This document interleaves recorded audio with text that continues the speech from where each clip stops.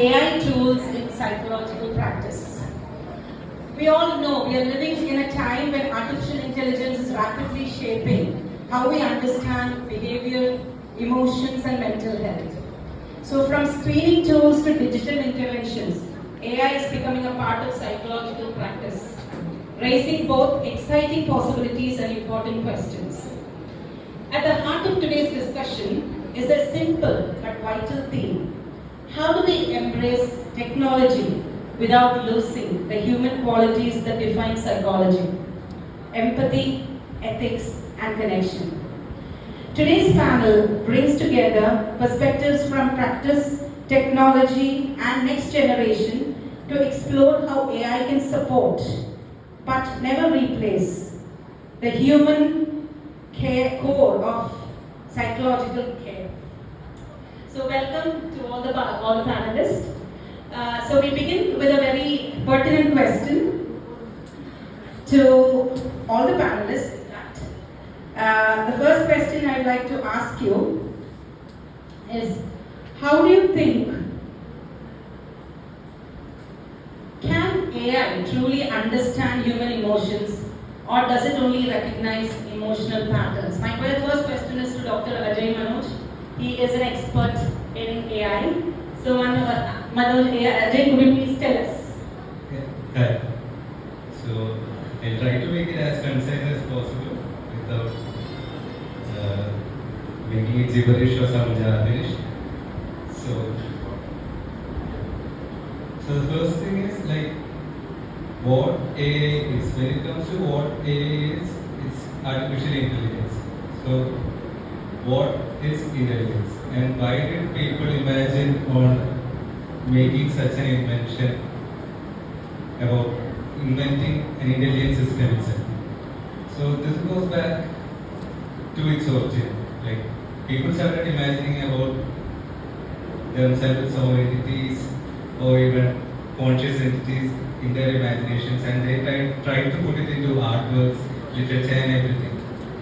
But once around the end of 19th century and towards the beginning of 20th century, when humans started realizing that the mind is a creation of the brain itself, the dualism started fading, which was one of the things that was preventing from understanding how thought even arises in humans.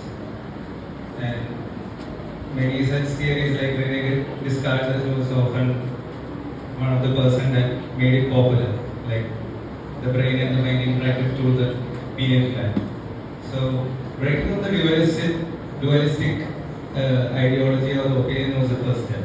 And in the 20th century, of course, there is behaviorism where we started putting consciousness with the idea that you give a stimulus and you get a response, and that's how you understand it.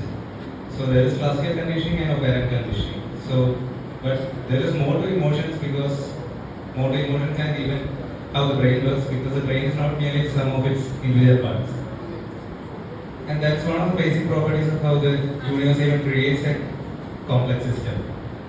So after the 1950s, when around 1976 faculty neuroscience was formed, and around 1948 people started thinking about how control systems work in animals and in machines. So this is what is known as cybernetics. And today we have the POT method, which stands for cyborgs, or cyber plus organism. And along with that, we had the digital communication, which was promoted by Claude Shannon's information theory. So along with control theory and information theory, we were able to put man on the moon.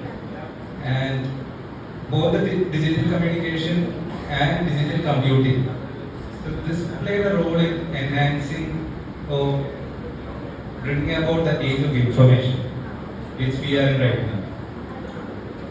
So parallelly, what is happening is there was basically people started experimenting with simulating or reproducing the functional capabilities of human intelligence.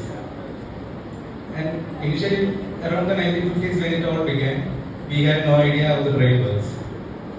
Because we needed much more investigations to understand in depth about what is happening inside the brain, what happens, what is the thought, where is the memory stored, what is architecture or whatever is the algorithm. So it took some time. And that is when, so purely the first perceptron, which is the grandfather or the earliest version of what we see today, the neural networks. Of course, there were other versions, but they failed to evolve because they were based on logic. And the brain and the environment around doesn't work on logic. So, logic means, in the sense, earlier which is known as symbolic area. So, you need to label everything. Okay, you have Turing and bike, you put that in a bracket, and outside the bracket you put riding. So riding is related to both of them. But riding itself depends upon a context. So if you want another context, you need to give the computer another instruction. So it became a difficult job. So for another example, I had a hot dog yesterday. My dog passed away last year, or died last year. So dog can take multiple meanings. So you can't follow the symbolic approach and label everything. So it's computationally expensive and it's not going to, knowledge keeps on changing. As time passes by, knowledge keeps on changing. And new knowledge is invented as every day or days passes by. Because one property of humans is that we can create new knowledge, which is not present in any other forms of mind around us or animals. So once that happened, the symbolic approach failed.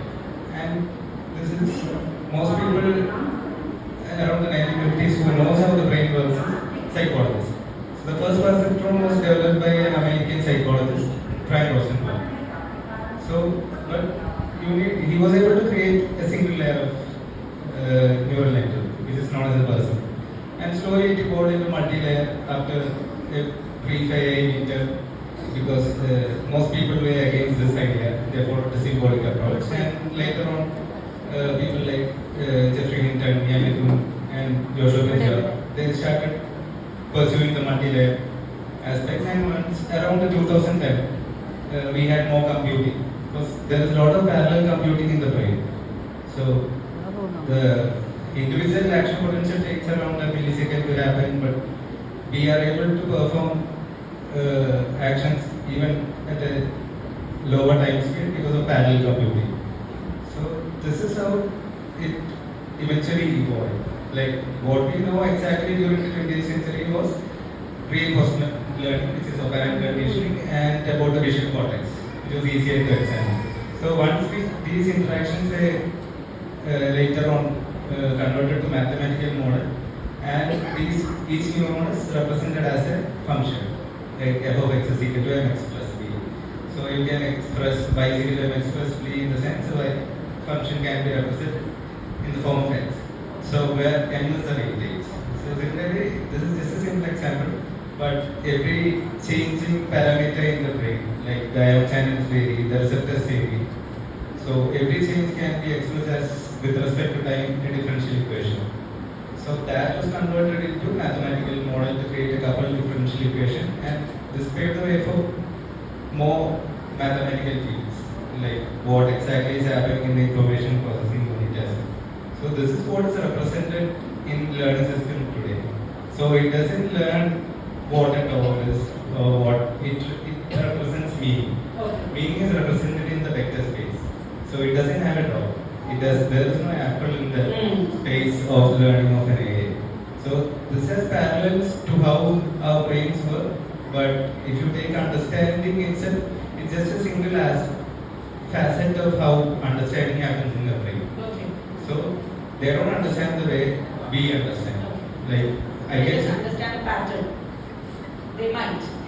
they do understand the pattern. Like humans can solve the quantum equations, but they can't experience what is quantum supremacy or quantum teleportation. Oh. You can solve the equations of singularity in a black hole, but you can't experience what is it like to pass through the inner horizon of a black hole. So similarly, AI can understand within the context. Only if you understand the context of how the words are related to each other, because no word is represented as it is. the initial step is to convert it into a vector, Okay. Yes. series of numbers, and the vector goes into a vector space, which is a higher dimensional space, Yes. just like in our brain. Okay. So every photon that hits our eyes gets into the action potential Ah. and is converted into neural syntax of oscillations. Like that. So that means that we need to know